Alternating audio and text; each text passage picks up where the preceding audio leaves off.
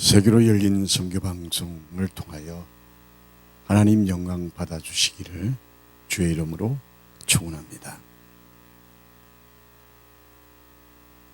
하나님의 말씀 누가복음 24장 1절에서 12절 말씀 가운데에 5절 한 절을 봉독해 올리겠습니다.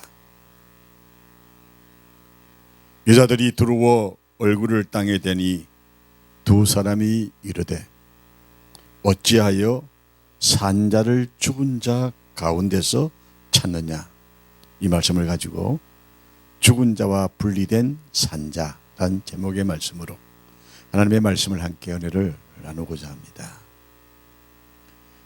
구약 성경은 오실 예수님에 대한 말씀이라고 우리는 알고 있습니다. 신약은 오신 예수님이 우리의 삶 속에 어떻게 역사하는가를 증거하는 말씀입니다. 부활 이후 이 복음은 하나님 나라를 향한 우리들의 삶이 어떻게 전진하고 있느냐를 기록하고 있는 진행형이라고 할 수가 있습니다.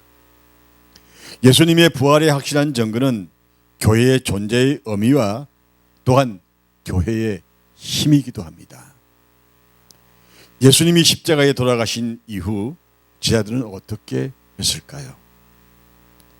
슬퍼하는 것을 넘어서 실망하고 좌절한 가운데 그럴 수밖에 없었습니다. 오늘 본문의 이 여인들의 모습에서 우리는 무엇을 발견할 수 있겠습니까? 그 당시 여성은 신빙성이 없는 존재였습니다. 존재감이 전혀 없는 여인을 통해서 부활의 사건을 전하게 하시는 하나님의 역사, 여기에 성경의 가장 중요한 메시지가 이 부활 사건을 역설적으로 가장 비천한 신분을 통해서 세상에 선포하게 하시는 하나님의 놀라운 계획, 하나님의 생각을 우리는 오늘 말씀 속에서 찾아보고자 합니다. 인간적 관점에서 볼 때 세상에 선포하게 하시는 하나님의 역사를 우리 어떻게 헤아릴 수가 있겠습니까? 인간적 관점에서 볼 때는 이치에 맞지 않고 시대상에서도 통하지 않는 인간의 생각을 넘어선 하나님의 역사를 우리는 보게 되어집니다. 만약에 당시 최고의 권력자에게 이 부활의 사건을 알게 했다고 한다면 어떻게 되었을까요? 하나님의 역사는 가장 비천하고 이름 없는 여인을 통해서 하나님의 사건을 전파하게 합니다. 그 이유가 무엇일까요? 예수님의 역사는 책 속에만 갇혀 있는 인물이 아니고 역사의 인물이 또 아니고 살아계신 하나님의 아들이라는 사실을 우리에게 증거하기 위해서 오늘 우리의 삶 속에 헌존하신 하나님의 모습을 증거합니다. 이것이 신앙의 출발점이라고 할 수가 있습니다. 신앙은 권력이나 세상적 힘이나 세상적 물질이나 세상의 지식이 아니라 인간 속에 역사하시는 하나님의 놀라우신 출발의 역사를 우리는 본문의 말씀을 통해서 다시 한번 되새겨 봅니다. 추억은 아름답다고 이야기합니다. 그러나 언젠가는 지워지는 시간 속에 있는 것이 추억이죠. 예수님은 우리의 토론의 대상이 아니라 우리가 만나야 할 분이라는 사실입니다. 그렇기 때문에 하나님의 역사는 토론이나 이론으로 만나는 것이 아니라 내가 지금 이 시간 만날 수 있는 하나님이 되어져야 합니다. 하나님의 역사는 어제의 하나님이 아니라 오늘 이 시간, 이 순간에 우리는 만나야 우리가 하나님과 동행의 삶이 되어진다는 사실입니다. 오늘 주님께서 우리에게 부활의 사건을 여인에게 보여주셨습니다. 부활은 믿는 자에게 주시는 약속된 선물입니다. 다시 말씀드리면 오늘 이 여인은 부활의 예수님을 만나는 것이 아니라 주님 죽음에 대한 아픔을 가지고 주님 앞에 나왔습니다. 믿음이었습니다. 그 믿음에 부활이라는 영광의 역사를 만나게 해주신 것입니다. 우리의 소망, 우리의 삶의 용기가 될 수 있는 근원이 되시는 믿음의 기초 위에 하나님의 역사가 이루어지는 것을 우리에게 선포하고 있습니다. 부활 사건이 있기 전에는 모든 제자들의 뒷걸음질을 하기 시작했던 것입니다. 유다는 배반했고 베드로는 계집종 앞에서 3번이나 부인하고 정말 나약한 모습이었습니다. 그리고 나머지 제자들은 도망이나 하듯이 뿔뿔이 다 흩어져 자기의 본래의 모습으로 돌아가기 시작했습니다. 그들이 부활의 주님을 만남으로 기쁨과 희망과 용기가 백배하여 선교에 불타는 사람으로 변할 수 있는 것은 부활하신 주님이 힘이요 성령이 내 속에 내주할 수 있는 놀라운 역사라는 사건을 우리에게 제시해 주고 있는 사건이 오늘 본문의 말씀입니다. 재림의 주님, 이 역사는 말씀으로 세상을 이기는 것을 의미합니다. 공포에 갇혀 있던 제자들, 그들에게 강한 선교의 역사에 불타는 사람들로 바꿀 수 있는 것이 무엇입니까? 믿음의 확신이었습니다. 주님의 부활하심의 사건을 통하여서 제자들은 확실하게 믿는 믿음을 가졌던 것입니다. 제자들은 자기의 스승인 예수님께서 채찍이 맞고 십자가에 못 박힌 것을 보았을 때 무엇을 생각했을까요? 그리고 아무 의미 없이 죽음을 맞이했습니다. 사람의 눈을 봤을 때는 의미가 없었습니다. 그들은 하나님의 아들이 아닐 수도 있다고 의심할 수 있는 장면이 그 장면이었습니다. 하나님은 그 장면을 넘어서서 부활의 사건을 제자들에게 보여주셨습니다. 오심했던 그들의 마음속에 사흘 후 주님은 산자의 모습으로 모두에게 나타났습니다. 그들과 만났고 그 중에 동마는 주님의 상처에 손을 떼는 축복도 얻게 되어집니다. 요한복음 20장 21절에 말씀하기를 너희에게 평강이 있을지어다 라고 하시면서 임하여 주셨습니다. 그러면서 제자들에게 말합니다.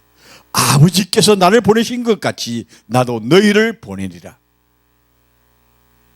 말씀하셨습니다. 세상을 변화시키는 힘의 원천인 하늘나라의 소망으로 무장하게 하여 제자들에게 소망이 넘치는 정거의 삶을 살 수 있도록 축복하셨습니다. 그리고 우리에게 말씀하십니다. 처음 열매가 되셨다고 하셨습니다. 세상을 이기신 주님의 그 놀라우신 사건을 통하여서 우리에게 첫 열매가 되어주시는 죽음을 이기는 하나님의 축복의 역사를 증거해 주신 것입니다. 우리 죽음을 이기신 주님 따라 우리도 죽음을 이길 수 있는 축복의 자리로 나갈 수 있기를 주의 이름으로 축원합니다. 죽음을 이기게 하시고자 우리에게 주신 것이 믿음입니다. 죽은 자와 분리될 수 있도록 우리에게 산자의 생명을 주신 주님의 역사가 바로 부활의 역사에 참 동참하는 것입니다. 우리가 부활의 믿음이 거짓이라면 우리는 아직도 죄에서 벗어나지 못한 상태에 있다는 사실입니다. 장래의 소망도 없이 오늘이라는 환경에 매여서 끌려가는 인생이 바로 주님이 없는 삶을 사는 자들의 삶입니다. 이런 인생은 영원한 생명에 나아갈 수가 없기 때문에, 부활의 소망이 없기 때문에 오늘이라는 환경 앞에 끌려갈 수밖에 없습니다. 그들은 죽은 자들이라고 표현할 수가 있습니다. 이 죽은 자들을 산자로 바꾸게 하시고자 오늘 우리에게 찾아오셔서 말씀이 육신이 되어 지금도 역사하시는 주님의 축복의 역사가 바로 부활이라는 이 단어 속에 기독교 역사의 기초에 완성이 되어진다는 사실입니다. 예수님의 부활의 사건은 제 아들에게 희망과 용기를 얻게 하며 열심히 세상을 변화시키는 힘의 원천이 되었다는 사실입니다. 그러면 우리에게 부활절의 의미가 무엇일까요? 교회에서 지키는 절기의 하나가 되어지는 풍토가 지금 한국 교회 속에 서서히 뿌리를 내리고 있습니다. 부활절은요, 절기가 아닙니다. 우리의 힘입니다. 우리의 용기입니다. 우리에게 하늘나라를 소망할 수 있도록 주시는 축복의 원총인 것입니다. 로마서 1장 16절에 말씀하기를 내가 복음을 부끄러워하지 아니하나니 이 복음은 모든 믿는 자에게 구원을 주시는 하나님의 능력이라고 했습니다. 이 부활의 사건은 능력입니다. 하나님의 사람들에게는 부활절은 존재의 의미를 가지고 있어야 한다는 사실입니다. 이제 우리들의 가슴에 성령의 역사로 복음에 대한 확신과 전도의 열정이 우리의 삶 속에 재현되게 하는 것이 부활의 역사입니다. 산자와 죽은 자의 차이를 우리는 분명히 정리를 해봐야 한다는 사실입니다. 고린도 15장 58절에 말씀합니다. 그러므로 내 사랑하는 형제들아 견고하게 흔들리지 말며 항상 주의 일에 힘쓰는 자들이 되라고 했습니다. 이는 너의 수고와 주 안에서 헛되지 않은 줄을 내가 압니다. 그랬습니다. 부활의 신앙은 우리의 믿음의 걸음을 헛되지 아니하게 하시고 영원한 생명으로 나아갈 수 있는 산자의 삶을 허락해 주신다는 사실입니다. 사도 바울이 격려와 말씀이 우리의 삶에 나타날 수 있기를 주의 이름으로 축원합니다. 구약은 오실 예수님에 대한 증거이고 신약은 다시 오실 예수님에 대한 걸음들을 우리에게 주시고자 주신 말씀입니다. 오늘 우리는 다시 오실 주님이 어떤 모습으로 임하며 임하신 주님이 어떤 계획으로 이 땅의 삶 속에서 실현해 나갈 것인가를 돌아볼 수 있는 은혜를 입어야 합니다. 믿음이 살아있는 자와 믿음이 죽어있는 자. 사단은 자기의 때가 얼마 남지 않음을 잘 알고 있기 때문에 온갖 것을 동원해서 기독교의 진리와 그리고 역사를 그리고 신앙과 소망을 파괴하고자 하지만 진리는 불변하다는 사실입니다. 우리의 진리는 세상 무엇과도 바꿀 수 없고 세상 무엇이라도 우리의 진리를 되돌릴 수가 없다는 사실입니다. 죽은 자 가운데서 산자를 찾느냐 오늘 주님 말씀하십니다. 이 천사의 음성 속에 예수 그리스도는 음부의 사망의 근세를 깨고 죽음에서 부활하셨습니다. 이것이 우리에게 주시는 부활의 역사입니다. 형식에 치우치는 부활절이 아니라 산자를 찾으시는 하나님의 음성을 듣는 부활절이 되어지기를 다시 한번 축원합니다. 낭만과 슬픔에 빠졌던 제자들에게 한의와 기쁨을 주시고 흑암의 근세와 죄악의 멸망의 세계에서 헤매는 모든 사람들에게 기쁨이 넘치는 유일한 소망을 주시기 위해서 주님은 부활하셨다는 사실입니다. 이 주님을 죽은 자 가운데서 찾지 마시기를 다시 한번 부탁드립니다. 우리의 신앙, 산자이신 주님께 함께 나아갈 수 있는 은혜를 입어야 합니다. 세상 속에서는